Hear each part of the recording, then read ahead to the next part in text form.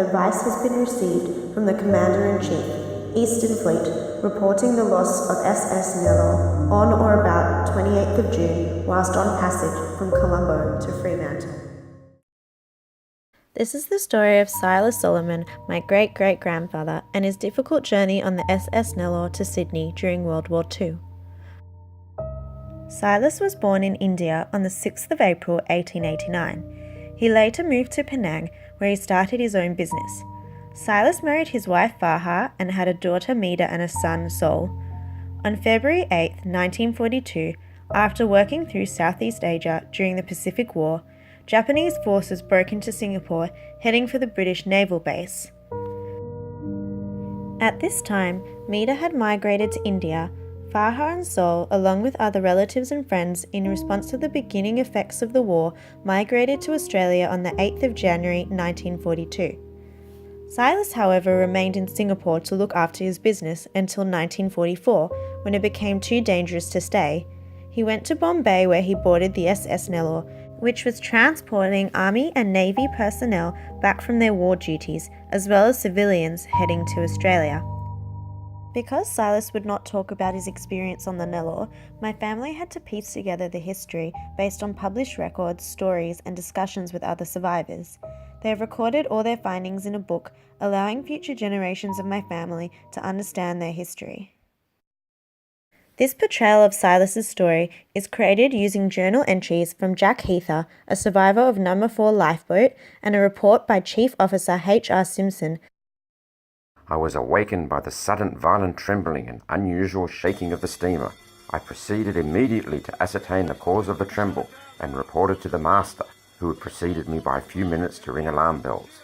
I then continued to clear away boats and lower them to the saloon deck and embark passengers. When all the passengers were in their respective boats, I gave the order to lower into the water and clear away from the ship's side. At 19:20, a torpedo passed alongside my boat. The U-boat fired about 10 rounds until the ship was thoroughly ablaze and going down by the head. After the ship had disappeared, I decided to alter my position to clear away from the submarine. After pulling away for some minutes, we all observed numerous flickering white light. Thinking it to be a ruse on the part of the Japanese, I maintained a strict silence and blackout. The slightest indication of our position might have been fatal. We were hit portside with some loss of life, and I'm afraid. It sounded like a double explosion, though. I was asleep and thrown out of my bunk onto my feet. The alarms were sounding, and I made it for the deck. We hear cries of don't, and help, help. Think they are the Japanese, but I'm not sure. The boat is sound but old, and it is in good condition. Sorry to say, the running gear is not. Mainsail is very weak and old. Sea anchor unusable. Have 4 breakers of water, and should say enough biscuits to last about 30 days on half rations. Also have 7 tins of chocolate, but someone has been at them. The little boy of 18 months is crying out for water. We are a little ship and there are 47 people on board. July 3rd, we sight an object in the water. It may be a sub, but what's the odds? We will be seen in daylight and we can't take it. Flash the torch. It's No. 3 lifeboat. About 11 p.m. July 4th, we sight an aircraft and send rockets. July 5th, they drop us their emergency rations and attach a message. Message reads, "Help coming. Steer 225 degrees for Diego Garcia, 5 miles. Good luck."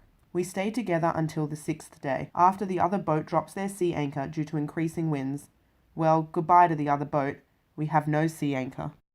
On July 10th, Lifeboat 4 decided to make for Madagascar and was rescued on the 28th day, with only 10 of the 47 surviving.